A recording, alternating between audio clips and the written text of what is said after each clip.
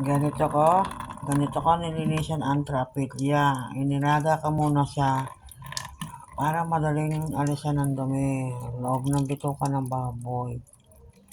Mas madali pa palang ilaga mo muna para madaling alisan ng ganito. Nasa loob mapait kasi ito pagka ito ay pinilito mo. Diba? Diba? Malinis na to. Ganito ginawa mo. Ito mo. Ang daling palabasin ng dumi sa loob ng tiyan ng bituka.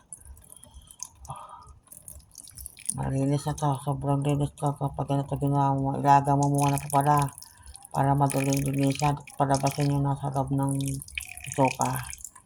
Kasi pabait to pagka pinilito.